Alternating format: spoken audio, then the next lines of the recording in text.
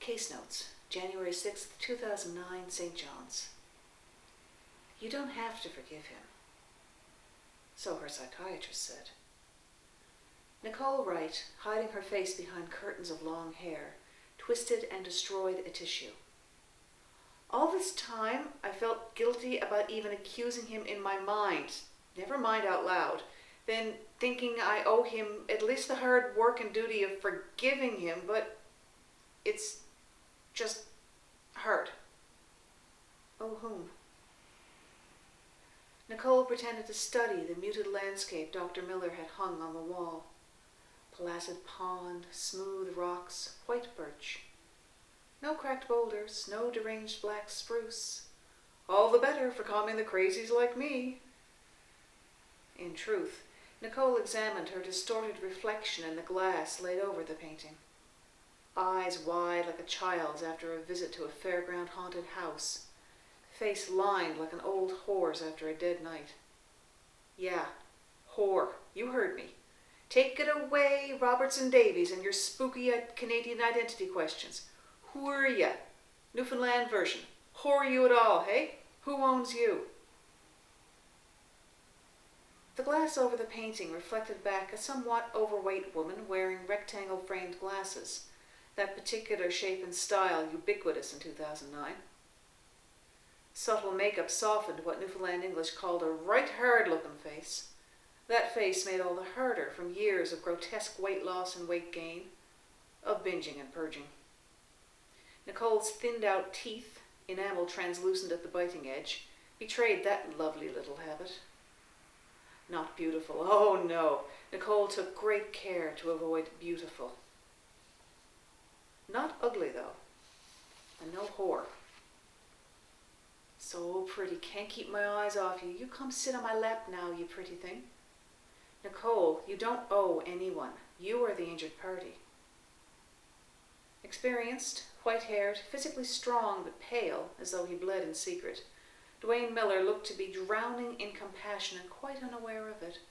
A happy child dog-paddling in water maybe 6 inches over his head, watching the bubbles rise. Not accepting, not believing Miller's words, lies the norm after all, Nicole gave a nod. So easy to lie, to ooze past the chasm between the desired reality and the dirty truth. But how much of it do I even know? I mean, I know it somewhere, yet I don't, because I can't pin down the memories. How can I not know what I know? What if I'm accusing these men falsely? Holes. My memories hold. Not like those things you simply don't remember, but like someone stove in your skull and shoved out great ragged chunks of it. Dr. Miller spoke some more, reminding Nicole that her symptoms read like a bulleted list in a textbook, that her damaged memory and roughed-up storyline could only be called common. Normal to refuse knowledge and belief, to create an historical not. Cherry trees. He liked to pose me nude in front of one particular cherry tree, all young and spindly. Wild cherries, little things, more pit than fruit. Suck off all the fruit and the skin and spit out the seeds. I'd gorge on them, pack my mouth and cheeks so full I didn't dare speak, because then I might choke. I'd dance with that tree when no one else could see me, lead it like it stood rooted to be my passive partner. And later I scrubbed into the bark of it with a cracked-off soup spoon and broke off its branches, flung them into the woods. Likely 6 more cherry trees out there now. Whole forest of cherry trees, yep, all from one beat-up, broken sapling. All my fault. None of this is your fault, Nicole. Well, sanded me down just fine for getting tangled up with that fox fucker now, didn't it? Re-victimization, it's another common pattern. Is there a peel and stick label standing by for everything I've gone through? Dwayne Miller sighed, very tired. Tired of how often he had these conversations with patients. He'd not been raised Catholic, but some days he wished he'd instead become a priest who could give absolution after hearing confessions. Those rituals looking easier than these long struggles to heal. Well, that's why he'd studied medicine, wasn't it?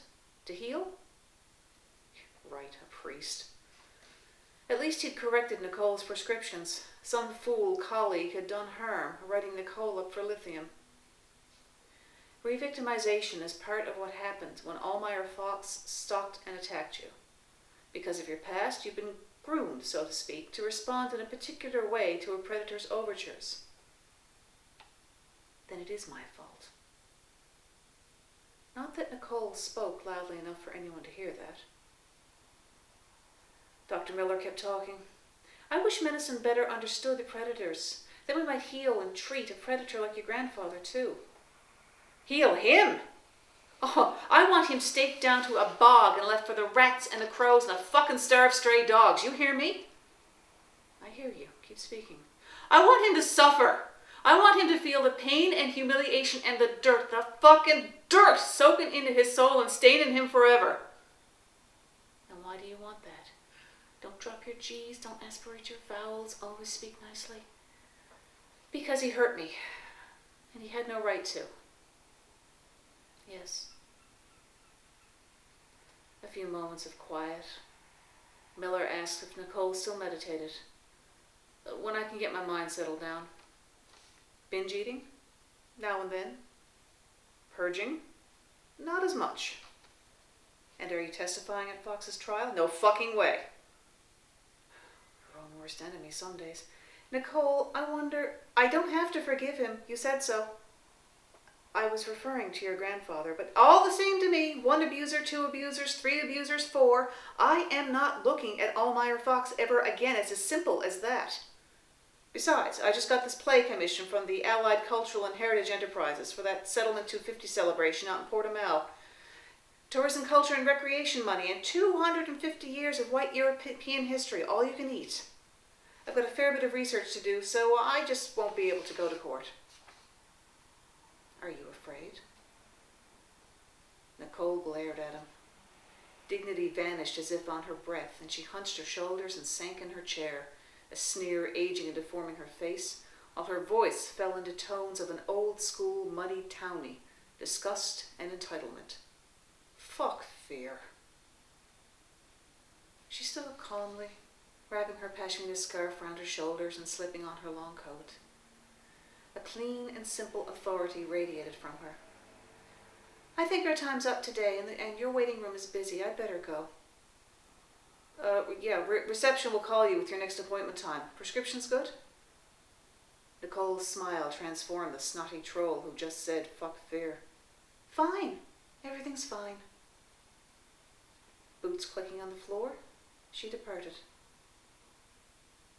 After completing his notes, Dr. Miller emerged from his office to call his next patient.